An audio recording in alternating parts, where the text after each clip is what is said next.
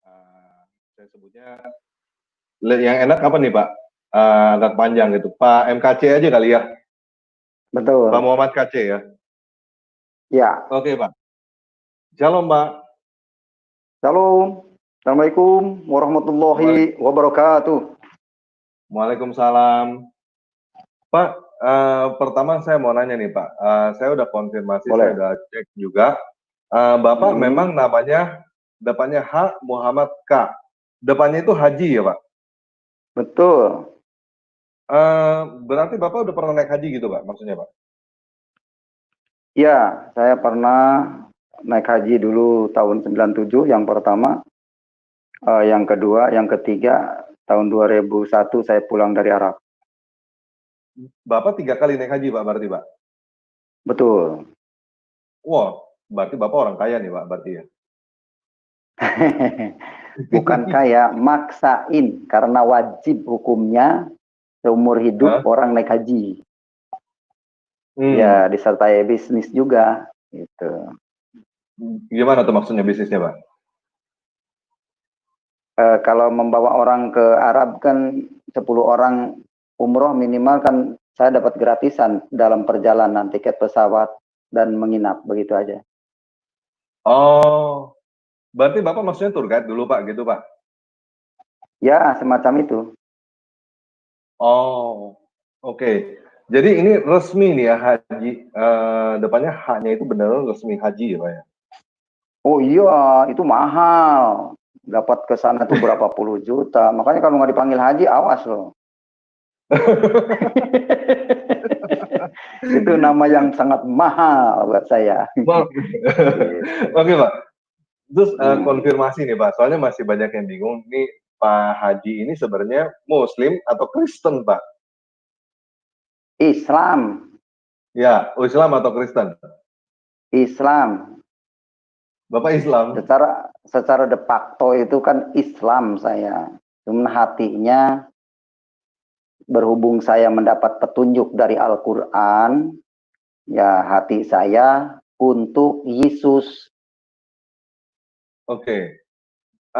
Bisa Bingung. kasih bukti nggak Pak, bahwa Bapak tuh Islam gitu Pak? Soalnya banyak yang nyangka Bapak ini sebenarnya orang Kristen yang menyamar jadi Islam gitu Pak. Itu mesti dibuktikannya di catatan sipil kependudukan, itu asli. Tanya ke Mendagri aja, ya di Mendagri jelas itu. Online sekarang kan. Oh. Oleh karena itu saya berhak menyampaikan kitab suci Al-Quran, karena pedoman umat Islam itu seharusnya seluruh umat Islam itu berpedoman kepada Al-Quran. Nah nanti setelah mengerti Al-Quran, apa perintah di Al-Quran? Gitu. Perintah Al-Quran mengikuti apa yang diturunkan kepadamu dari Tuhanmu. Apa yang diturunkan dari Tuhanmu yaitu di dalam Al-Quran surat Al-Imran ayat 3 dijelaskan, Nazzala alaikal kitaba bil haqqi musaddiqal lima baina yadayhi wa anzala taurata wal injil. Kalau Al-Quran mengatakan Allah menurunkan Taurat dan Injil, maka kita wajib taat kepada Taurat dan Injil. Itu menurut pengertian saya seperti itu. Oke. Nah, kalau yang kemarin lagi heboh, kitab kuning ini apa Pak? Soalnya banyak teman-teman Kristen sini juga nggak tahu kitab kuning apa mungkin. Iya, nah kitab kuning itu adalah kitab fikih. Namanya kasih patuh saja Sarah Sapinatun Najah. Nah, kasih patuh saja Sapinatun Najah. Sapinah itu bahasa Indonesianya itu tujuannya adalah perahu. Najah artinya keselamatan. Tujuannya kitab itu memberi penerangan supaya manusia selamat. Nah, kitab itu disebut juga kitab fikih. Arti fikih adalah pengertian. Pengertian orang Arab itu bahasanya ada fikih. Itu. Jadi menurut orang Arab, pengertiannya orang Arab, cara sholat itu yang dituangkan di dalam kitab kuning itu, yang disebut kitab fikih. Itu kitab fikih Jelas pengarangnya Syekh Nawawi Al-Bantani dan Syekh Salim bin Samir dari Hadramaut, Yaman. Mazhabnya Imam Syafi'i.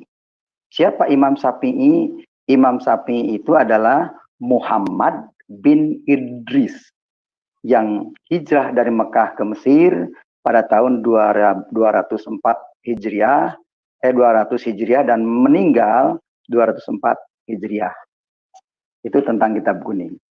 Dan di dalam kitab kuning ini tersurat di situ ada rukun Islam seperti yang pertama syahadat, yang kedua sholat, yang ketiga zakat, yang keempat puasa bulan Ramadan, yang kelima naik haji ke Mekah, manis tato'a ilahi sabila, kalau mampu di jalannya. Artinya punya ongkos, sehat, kuat, itu yang disebut mampu. Gitu. Oke. Jadi tadi kitab kuning ini artinya penuntun penyelamatan gitu. Penuntun pada keselamatan. Tujuannya seperti itu untuk menuntun keselamatan. Untuk umat gitu. Muslim. Umat Muslim, betul. Tapi saya dengarnya tiap kali bahwa kitab penuntunnya itu adalah Al-Quran, Mbak. Dan Al-Quran katanya kitab penutup. Lalu ini ada lagi kitab baru, namanya kitab kuning yang menjadi penutupnya Al-Quran gitu maksudnya, Pak? Yang jadi penyelamatnya lagi gitu? Jadi antara Quran dengan kitab kuning itu punya misi sendiri-sendiri. Contohnya begini. Kitab kuning adalah mengajar manusia tata cara beribadah. Tata cara bersuci dengan air, dengan batu, dengan debu. Nah, diatur di kitab kuning itu, di kitab Safinah itu. Itu. Kalau Al-Quran itu yang disebut firman Allah, wahyu dari Allah, yang menuntun manusia ke jalan Allah. Tuh. Jadi adanya di Al-Quran. Jadi Allah tidak mengatakan bahwa kitab dari Allah itu hadis dan fikih. Tidak. Begitu.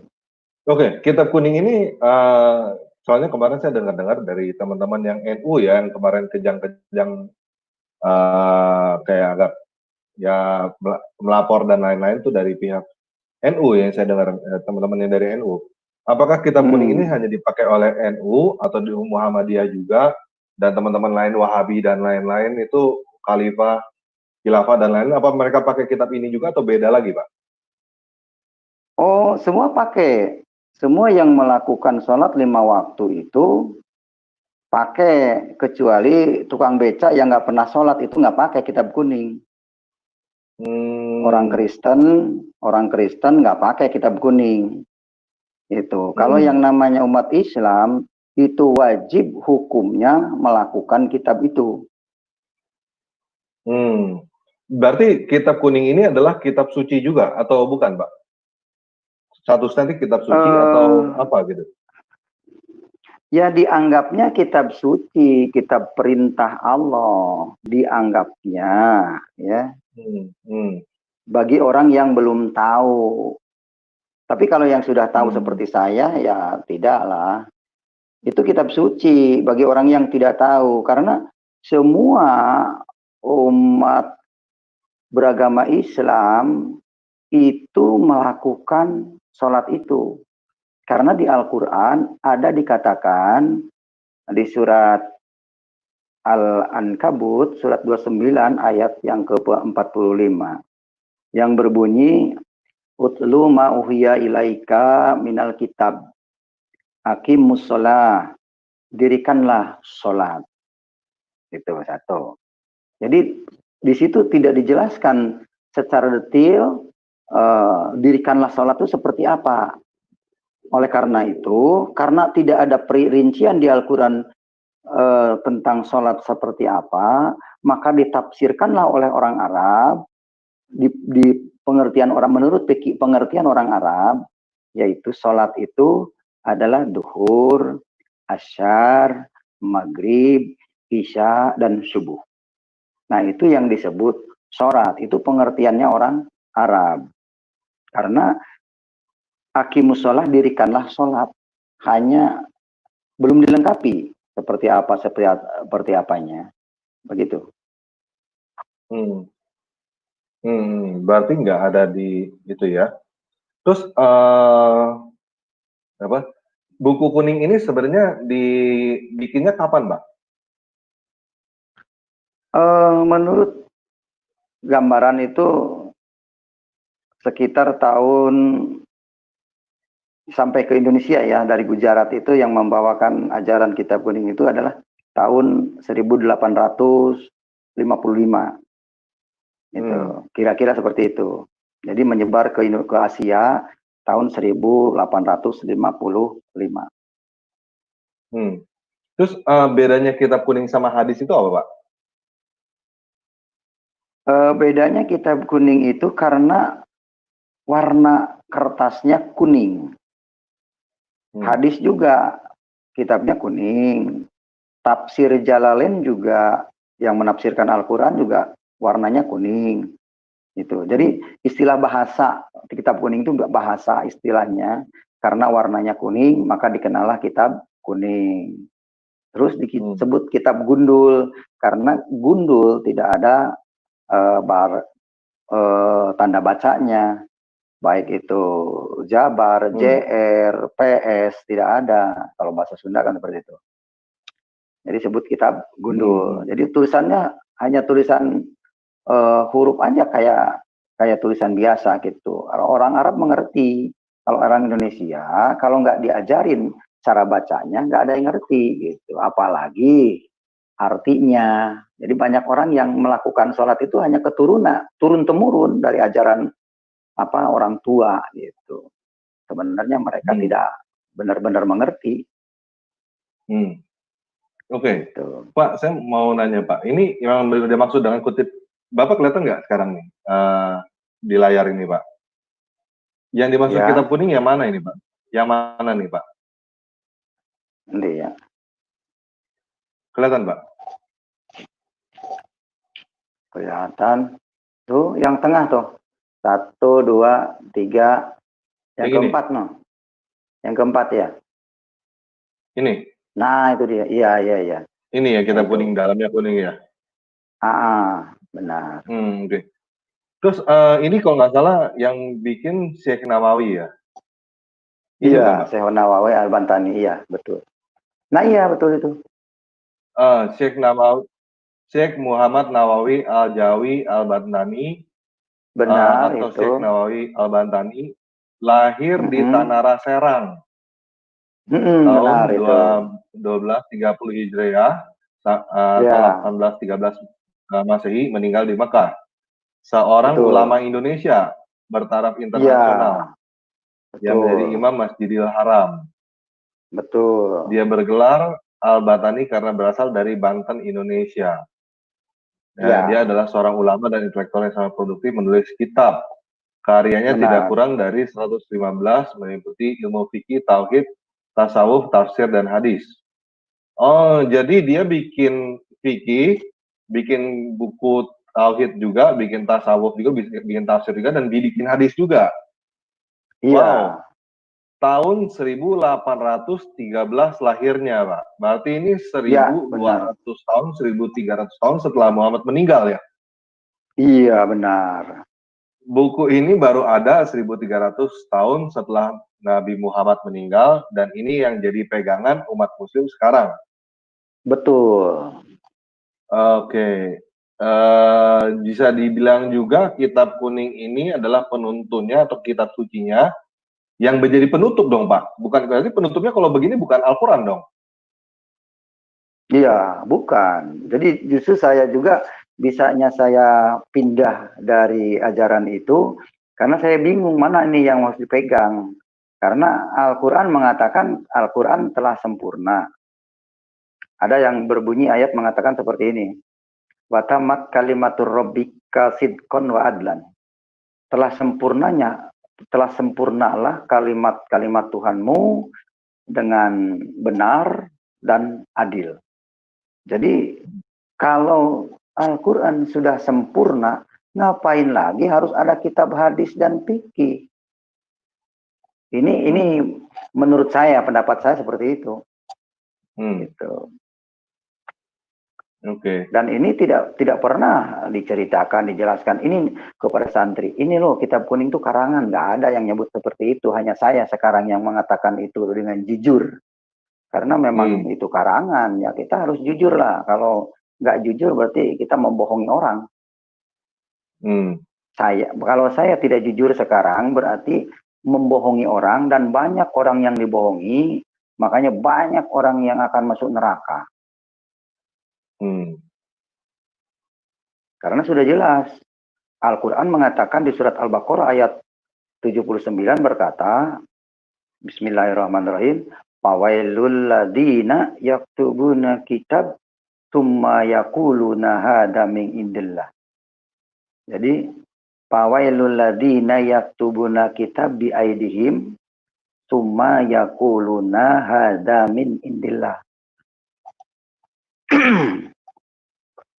Maka kecelakaanlah bagi orang-orang yang menulis Alkitab dengan tangannya sendiri, kemudian dikatakan ini dari Allah.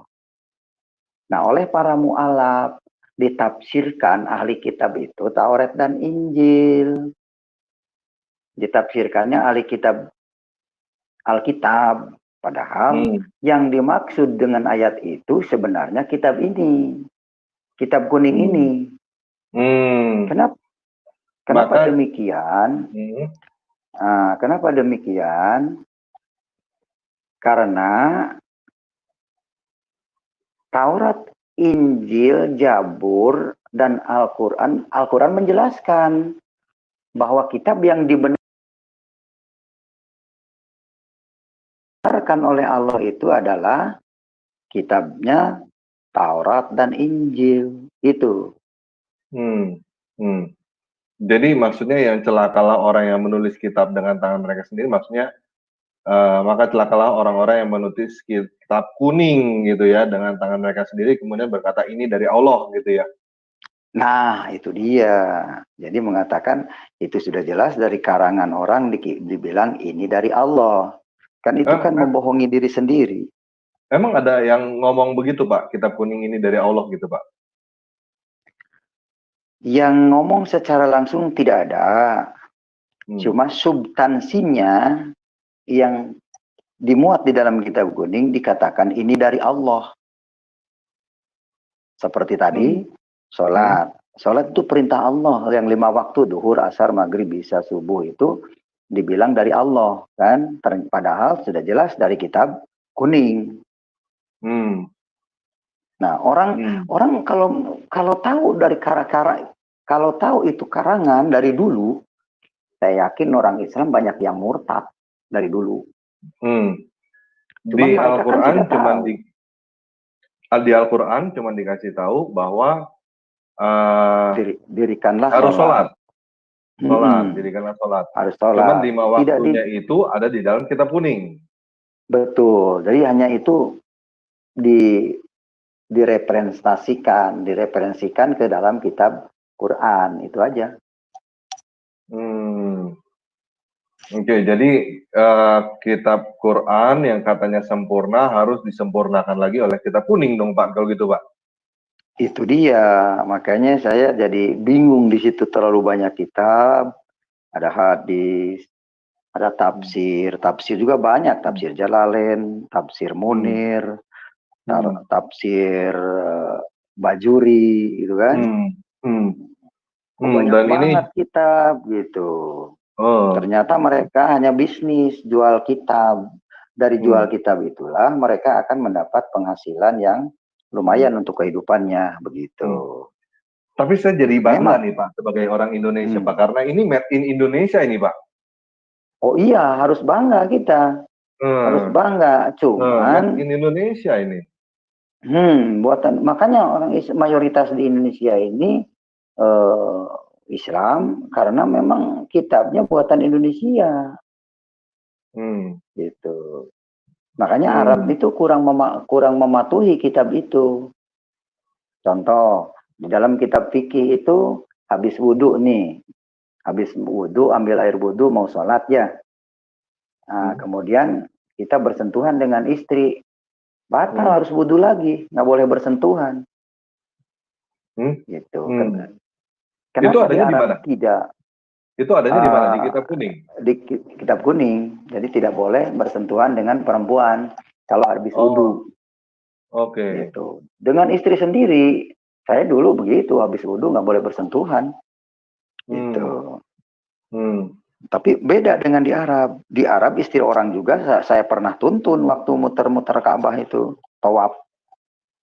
Ya, muter 7 putaran, tawaf itu 7 putaran muter. Jadi saya tuntun istri orang, dulu ada orang Indramayu, saya tuntun aja. Nggak batal tuh di Arab. Terus kenapa? Karena ngacunya ke mazhabnya Imam Maliki. Jadi berubah-ubah di Indonesia, Asia, Malaysia, Imam Syafi'i yang dianutnya. Kalau di Arab, Imam Maliki, imamnya. Jadi Imam Maliki dengan Imam Syafi'i udah beda. Konsepnya, esensinya udah beda. Oke, jadi gini. Di dalam Islam yang dijanjikan, maksudnya bukan dijanjikan juga ya, karena masih insya Allah kan. Jadi ya mudah-mudahan masuk surga bila menjalankan 5 rukun Islam itu kan. Betul begitu Pak ya. Dan itu dibikin oleh Muhammad Nawawi ini, Syekh Muhammad Nawawi. Ya kalau yang menulisnya juga belum tentu, ya pasti berkata wallahu alam, mudah-mudahan, harapan itu. Jadi namanya juga mengira-ngira, tidak ada kepastian. Berbeda dengan di Al-Quran. Saya yakin pasti. Contoh, surat Al-Imran ayat 55 dikatakan, Bismillahirrahmanirrahim, Id qala Allahu ya Isa ini mutawafik wa rafi'uka wa mutahhiruka minal ladina kafaru wa ja'il ladina taba'uka fawqal ladina kafaru ila yaumil qiyamah. Summa ila marji'ukum. Itu. Summa ilayya marji'ukum. Itu Al-Imran ayat 55. Surat Al-Imran ayat 55. Begitu. Di situ dikatakan, ingatlah ketika Allah berfirman, Hei Isa. Nah, surat Al-Imran, surat 3 Al-Imran ayat 55.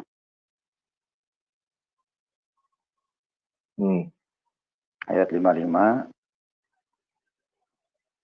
Ya. Nah, idh qala Allah, ini Allah yang ingatlah ketika Allah berkata, berfirman, idh qala Allah, ini firman Allah nih. Ya Isa, hei Isa, inni mutawaffika wa rafi'uka. Sesungguhnya kami akan mengakhiri hidupmu, ajalmu, dan mengangkat kamu kepadaku, dan ila wa mutahhirukan, dan mensucikan kamu minal ladina kafaru, dari orang-orang yang kafir. Nah, waja'ilul ladzina taba'uka, dan menjadikan orang-orang yang mengikuti kamu fawqal ladzina kafaru, di atas orang-orang kafir, ila yaumil qiyamah, sampai hari kiamat. Summa ilayya marji'ukum. Kemudian hanya kepada akulah kembalimu. Itu artinya. Jadi yang pasti Isa itu di sini dikatakan di akhir ajalnya dibersihkan dari orang-orang kafir, dan orang yang mengikutinya akan di atas orang kafir hingga hari kiamat. Kemudian hanya kepada akulah kembalimu, kata Allah. Ini Allah loh yang berfirman. Jadi Isa dan pengikutnya yang pasti kembali kepada Allah. Oleh karena itu, saya menemukan ayat ini, maka saya hijrah ke gereja. Karena yang ada Injil, Taurat Injil di gereja. Gitu. Emang di Islam nggak diajarin Pak Taurat dan Injil itu Pak? Nggak ada yang tahu Taurat dan Injil. Makanya Banyak sekarang Oke. dibuka sama saya banyak yang kebakaran jenggot begitu. Yang diajarin Jadi adalah kitab kuning justru ya ini ya. kitab kuning yang diajarkan terus dan Oke. hadis. Jadi Oke, para jadi hadis, oke. Jadi maksudnya kemarin kan Bapak ada bilang jangan tertipu gitu ya. Maksudnya berarti ini mm-mm, pengalaman Bapak sendiri bahwa Bapak dulu begitu mm-mm. tertipu gitu ya Pak ya. Benar, saya ceritanya cerita kesaksian kan. Hmm. Jangan jangan tertipu dan jangan menipu diri sendiri gitu. Hmm. Hmm. Hmm. Hmm. Jadi Hmm. Hmm. jangan sampai mau diperalat sampai Hmm. rela mengorbankan nyawa demi membela karangan orang. Itu maksud saya Hmm. gitu. Oke.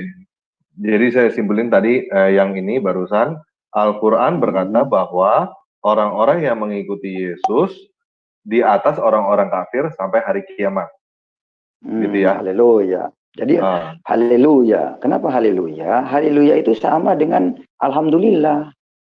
Alhamdulillah bahasa Indonesia, puji Tuhan. Sama sebenarnya. hmm, Isa Al-Masih, hmm, Yesus, itu orangnya hmm, satu-satu juga. hmm, Gitu. hmm. Orang Kristen yang mengikuti Yesus berarti di atas orang kafir. Sedangkan tadi Benar. di Al-Baqarah, orang yang menulis kitab dengan tangan mereka sendiri lalu berkata ini dari Allah, itu adalah orang-orang celaka, gitu ya. Orang celaka, akan celaka Dan itu. hmm, dan sekarang kenyataannya bahwa semua Muslim mengikuti kitab kuning yang dikarang oleh Syekh Nawawi. Iya, karena ketidaktahuan mereka taat setia. Gitu. Oke. Dan yang mengikuti ini adalah seluruh umat Muslim di Indonesia, termasuk NU, Muhammadiyah, Wahabi kalau ada, mungkin Syiah, Sunni gitu, dan lain-lainnya. Semua ikutinnya ke sini ya. Dan ini yang diajarin Ya, seperti tadi yang Bapak bilang, sholat di Al-Quran itu tidak dijelaskan bagaimana. Di sini dijelaskan sholat itu harus 5 waktu dan dikatakan oleh ustadz-ustadz bahwa sholat 5 waktu itulah dari Allah gitu ya. betul. Wajib ini dari Allah hukumnya. Kan Wajib begitu. dari Allah, wajib 5 waktu. Padahal 5 waktu Iya, itu bukan dari Nabi Muhammad, tapi dari Muhammad Nawawi gitu ya. ya benar. Dari Syekh Nawawi. Tuh. Hmm, Jadi yang oke. harus digarisbawahi begini. Uh, sholat itu bukan ibadah, tapi tiang agama. Dalilnya, as-sholatu imaduddin.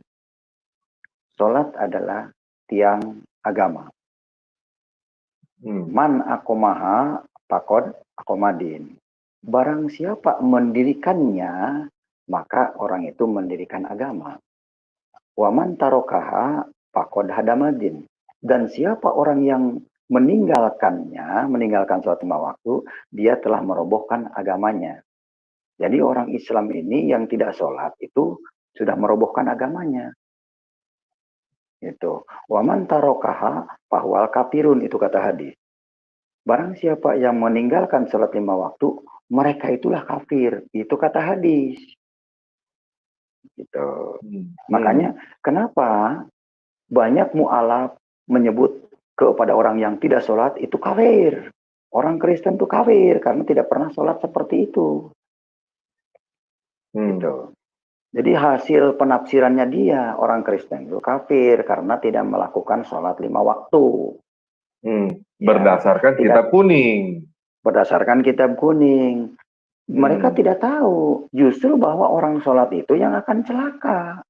Seperti yang dikatakan di surat Al-Ma'un ayat 4 berbunyi begini. Bismillahirrahmanirrahim. sorry Pak, bentar Pak. Surat Surat surat apa? 107, surat 107 Al-Ma'un. Bentar ya.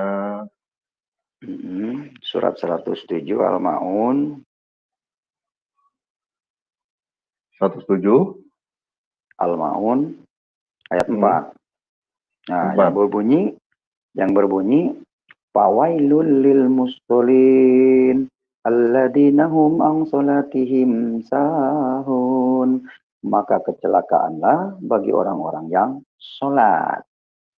Aladinahum, mereka itu an sholatihim sahun, kepada sholatnya tidak sahun, artinya tidak mengerti, tidak hafal apa yang dibaca dalam sholat itu tidak mengerti. Nah, itu yang disebut sholat sahun. Karena di surat 4 ayat 43 dikatakan, surat An-Nisa surat 4 ayat 43. Coba ya, bentar ya. 4 ayat 43. 43. Nah, itu. Ini, Pak. Bismillahirrahmanirrahim. Ya ayyuhalladzina amanu la taqrabus sholata wa antum sukara hatta ta'lamu ma taqulun. Ya ayyuhalladzina amanu, hai orang-orang yang beriman, la taqrabu, janganlah dekati as-sholatu sholat, wa antum sukara, dan kamu mabuk, hatta ta'lamu ma taqulun, sehingga mengerti apa yang kamu katakan. Jadi yang kamu katakan pada waktu sholat itu harus mengerti. Kalau tidak mengerti, maka orang itu sholatnya mabuk. Mabuk bahasa agama Arab. berarti ya? Mabuk agama, mabuk bahasa Arab. Ngerti kagak ngerti, dibaca aja, dibilang ibadah. Nah itu, menurut saya, itu keliru. Nah, kenapa saya mengatakan seperti ini? Karena saya mengerti. Waduh, saya tidak mau sholat mabuk. Karena sholat mabuk itu nantinya fawailul. Maka kecelakaanlah bagi orang yang sholat. Fawailul lil musholin. Gitu. Nah, mereka tidak mengerti ini. Tidak paham artinya. Makanya kalau Ustadz Kainama, Yahya Waloni, Ihsan Mokoginta, kalau mengerti orang sholat akan celaka, saya yakin murtad lagi dia. Kalau sudah mengerti aja, hatinya terbuka, balik lagi pasti. Ngapain dilakukan? Kalau untuk masuk neraka, ya kan? Ustadz, para ulama ini akan balik lagi mengejar Injil seperti saya, seperti Sayyidina Ibrahim, seperti Abraham, apa tuh yang dari Aceh, seperti Pak Abraham Effendi, terus apa lagi Pak ini siapa itu, Ruli Siahaan itu. Itu juga kenapa mereka murtad? Bukan orang bodoh, mereka orang pinter-pinter, orang mengerti, yang sudah hatinya dibukakan hijab dari kegelapannya. Itu. Bukan karena iming-iming, dikasih duit, apalagi sarimi, enggak. Saya juga enggak ada, lebih baik menderita di dunia daripada menderita di akhirat nanti. Jadi Bapak hijrah itu bukan karena dikasih Indomie ya Pak? Atau dikasih sarimi? Ada. Nah, kalau ada yang kasih sarimi, saya kebetulan kirim aja 1 tronton. Dikasih babi 1 tronton, siapa yang nggak mau? Saya bukan jual iman. Kalau iman saya laku, saya jual. Cuman kan nggak ada yang mau beli. Buat apa sarimi 1 dus? Nah, katanya kemarin ada Ustadz siapa itu ya, yang bilang ke dia, katanya kalau misalnya dia balik ke Kristen, katanya bakal dikasih 100 miliar gitu, Pak. Nah, itu yang saya tertarik. Saya pengen jadi Kristen, kalau memang ada 100 miliar, lumayan kan? Nggak usah capek kerja. Itu yang saya cari. Tapi setelah masuk ke gereja, boro-boro ada itu. Bayar perpuluhan yang jelas. Ya kan? Tiap minggu ngasih persembahan dan lain sebagainya. Belum persembahan kasih, belum lain-lainnya. Nggak ada, kita bayar masuk gereja itu, bukan apa namanya, bukan dibayar. Jadi bohong itu putar balik itu namanya. Ya. Banyak orang kepahitan di gereja itu karena perpuluhan, nggak mau ngasih perpuluhan karena pelit gitu. Tapi saya ingat di Al-Quran bahwa orang bertakwa itu salah satunya harus memberi. Coba kita buka Al-Imran ayat 134. Al-Imran ayat 134. Ya, ini. Ayat 134 bunyinya, waduh lupa, mesti baca nih saya. Al-Imran ayat 134 yang dikatakan, intinya aja. Yang pertama, kategori takwa itu adalah menafkahkan hartanya, baik dalam keadaan lapang maupun sempit. Artinya walaupun kita lagi susah, tapi masih bisa memberikan persembahan ke gereja, kan gitu. Ke orang lain bisa memberi. Itu salah satu kategori takwa. Dalam keadaan lapang, lagi banyak uang, harus membagi kepada orang lain. Nah ini. Yang kedua, arti takwa, pengertian takwa itu adalah menahan amarahnya. Tidak boleh marah, apalagi ngancam mu'alaf, murtadin, ya. Nggak boleh itu. Itu jadi. Yang ketiga, takwa itu adalah memaafkan kesalahan orang. Makanya kepada yang melaporkan saya, Pak apa itu, kepada yang melaporkan saya ke Polda, saya maafkan karena saya orang bertakwa. Kepada M. Hasiri Mutakin, sudah saya maafkan. Biarkan karena ketidaktahuan. Makanya kata firman Tuhan, ampunilah mereka Bapak karena mereka tidak tahu apa yang mereka lakukan. Gitu. Ya, makanya takwa menurut itu, Bapak kenapa mereka melaporkan Bapak, Pak? Maksudnya mereka kenapa merasa termisah sih, Pak, sebenarnya?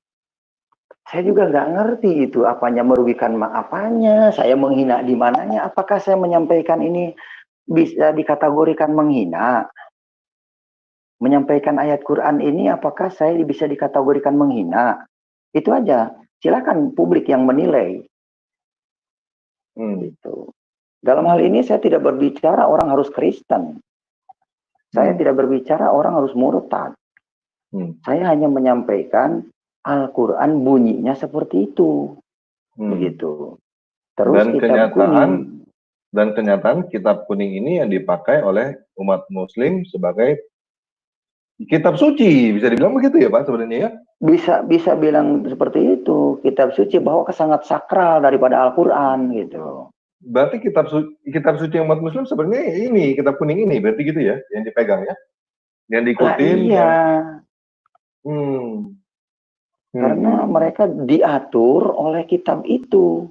Baik cara berwudu, cara cuci tangan, cuci muka, cuci kaki, cuci hidung, cuci piring, cuci baju, itu diatur dalam kitab itu.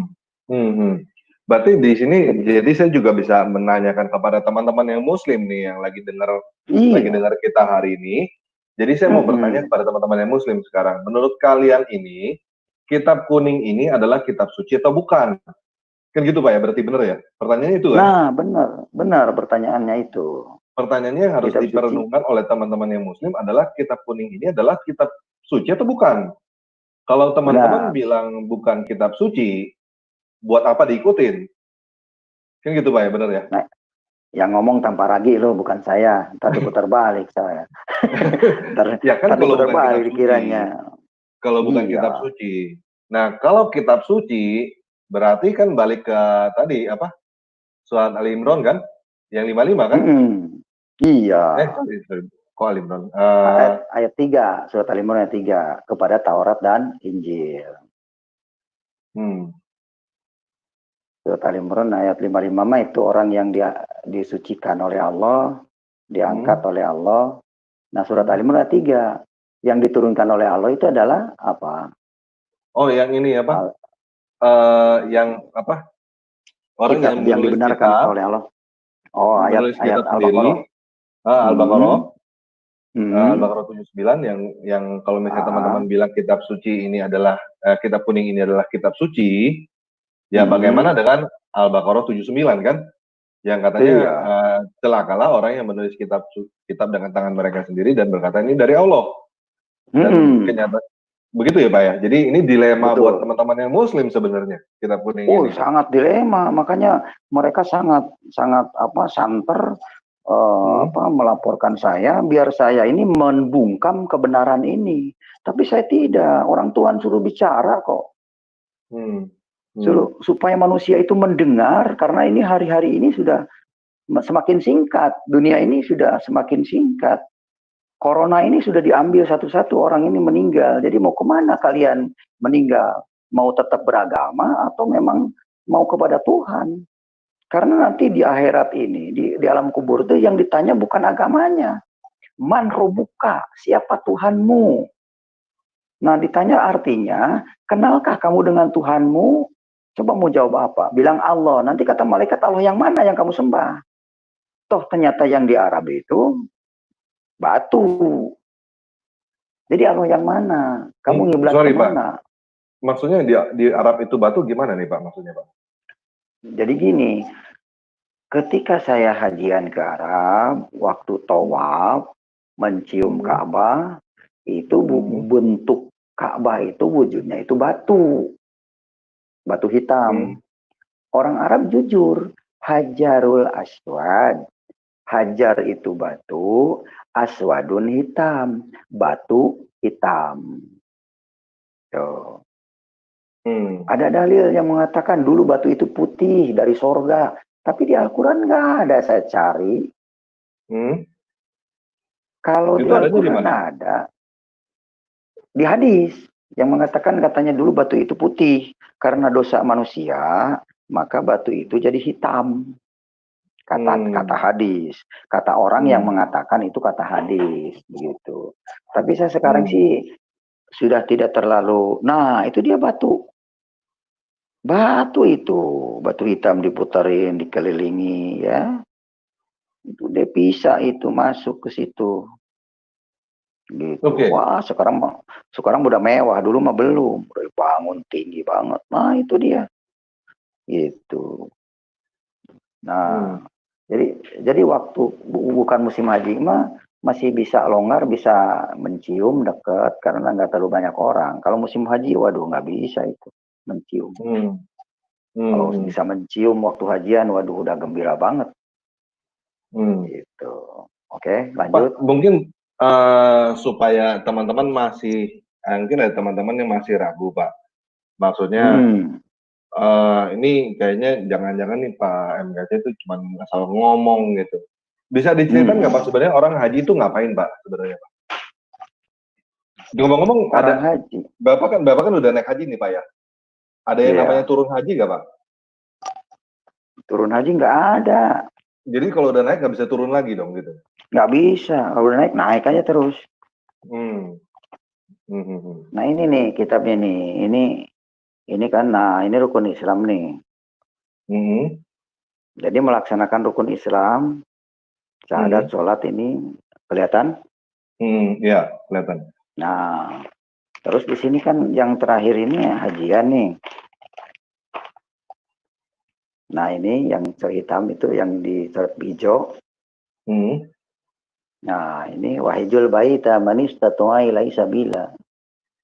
Jadi melaksanakan haji kalau mampu di jalannya. Jadi saya tidak berbicara tanpa dasar, ada bukti. Dan saya tidak menjelekkan, ini benar, ini karangan. No. Ini jelas. Nah ini kan pengarangnya ini jelas, di covernya nih. Nah, jelas. Di covernya ini ditulis ini karangan. Begitu. Makanya saya menghimbau lah kepada para mualaf, jangan terlalu kenceng di depan publik, mengkafir-kafirkan orang. Yuk kita rukun aja lah. Kalau memang cinta Islam, lakukanlah sesuai Islam. Ya, kok yang tanggung jawab di akhirat nanti masing-masing. Kok jangankan dengan orang lain. Saya dengan istri, dengan anak saja tidak bertanggung jawab di hadapan Tuhan. Sama Nabi Muhammad pun kepada Fatimah dikatakan bahwa hei Fatimah, banyak-banyaklah berbuat baik karena aku tidak bisa menyelamatkan kamu. Sama, kita sesama manusia tidak bisa saling menyelamatkan kecuali hanya Tuhan yang bisa menyelamatkan. Kalau memang Yesus itu Tuhan, pasti dia bisa menyelamatkan, itu saja. Dan di kitab hadis dijelaskan bahwa yang akan turun di hari kiamat Isa Al-Masih. Tapi dialihkan oleh mereka, Isa turun itu tujuannya mau membunuh babi dan merusak salib. Itu kata hadis. Tapi kata itu Quran enggak. Kata Quran. Tapi ada juga hadis yang mengatakan bahwa Isa Al-Masih turun ke dunia akan menjadi hakim yang adil. Oke. Itu hadis Bukhari Muslim itu. Ini cukup menarik Pak, karena ini ini Syekh Nawawi ini juga menulis hadis ya di sini ya. Iya, itu kan berarti karangan manusia dong. Tahunnya 1813, 1800-an lagi. Iya. Wow. Makanya saya menggedor umat Islam, terbukalah hati, jangan ditutup-tutupin. Saya ini membuka hati mereka biar ngerti loh, di publik ini saya buka biar mereka itu sadar bahwa itu adalah karangan manusia, bukan firman Allah. Karangan, jelas pengarangnya Syekh Nawawi, maka saya bilang dengan jujur, saya katakan ini karangan manusia. Bagaimana kalian mengharapkan selamat? Yang ngarangnya juga belum tentu. Yang ngarangnya ini nih ya, fotonya juga ada ini ya. Iya, benar. Oke. Jadi fakta yang saya sampaikan tinggal bagaimana cerdas-cerdasnya orang yang menyimak pembicaraan saya sekarang. Kalau yang cerdas, saya yakin tidak mau jadi mualaf. Yang mualaf juga balik lagi, nggak apa-apa. Gitu. Banyak santri sekarang sudah percaya Isa Al-Masih, percaya Yesus. Ya. Pak, terus tadi kalau Hajar Aswad ini sebenarnya apa sih Pak? Ya batu hitam ya, itu batu kelihatan. Nah, ini sebenarnya lagi ngapain sih Pak kayak gini Pak? Itu lagi cium batu. Nah itu yang disebut cium batu. Di Al-Quran sih nggak ada perintah seperti itu, yang ada di hadis. Karena mengikuti Nabi dulu katanya mencium batu ini. Kalau bukan Nabi, kalau Nabi tidak mencium ini, saya juga tidak mau mencium. Ada sahabat yang mengatakan demikian. Gitu. Jadi orang-orang ini ikut-ikutan karena Nabi mencium batu itu. Iya, tapi nggak ada perintahnya. Nggak ada di Al-Quran. Terus yang kelilingin ini juga nggak ada juga di Al-Quran, Pak? Nggak ada. Di Al-Quran nggak ada muter-muter seperti itu. Karena semuanya produk kitab kuning. Tuh, naik-naik gunung, Jabal Nur, tuh. Ada di sana. Tadi gunung, coba yang gunung tampilkan lagi. Jabal Nur. Yang tadi gunung. Nah, itu waktu perang Badar, Nabi Muhammad tuh perang sembunyi di Jabal itu, Jabal Nur. Saya juga ke sana dulu. Ngelihat Gua Hiro di situ. Ini ya. Ya, Gua Hiro di situ. Nah, di situ dia. Gua Hiro tuh di sini. Iya, di Jabal Nur itu, di atas. Ya, Gua Hiro tuh di situ. Nah, di situ pada begituan doang. Karena itu ceritanya perang ini Nabi Muhammad itu ke situ larinya, sembunyi di Gua Hiro, ada gua di situ. Nah, dapat wahyu surat Iqra. Itu. Iqra kita baka kapa binafsika al-yauma alaika hasiba. Baca kitabmu yang cukup bagimu sampai hari penghisaban gitu. Cukup kitabnya dirimu aja. Nah itu tuh Gua Hiro. Sekarang kan dibangun. Dulu mah belum waktu saya ke situ. Dibangun sekarang mah. Mewah-mewah, duit banyak dari setiap negara datang ke situ. Iya. Kirim devisa gitu. Ini di Al-Jabal Nur, Pak. Jadi ini jadi kafe ini kayaknya nih. Ada angkringan ini. Makanya. Ini angkringan ini. Iya, angkringan. Nah, setelah dari Jabal Nur, baru ke Musdalifah, ke Arafah, yaitu wukuf di sana namanya. Arti wukuf itu wajib, bahasa Arabnya wajib itu berhenti di situ. Nah, itu di Musdalifah itu. Cuman ini. berhenti. Nah itu, jadi wukuf di situ berhenti diam beberapa hari di situ. Nah itu Gua Hiro itu. Dalam Gua Hiro sekarang udah bagus tuh. Oh ini Gua Hiro gini isinya. Gua Hiro itu Gua Hiro itu. Nah Nabi Muhammad itu Oh. dulu waktu perang tuh sembunyi di situ. Oh, yang ketemu malaikat itu di sini. Nah benar itu di situ. Jadi semuanya cerita perang lah.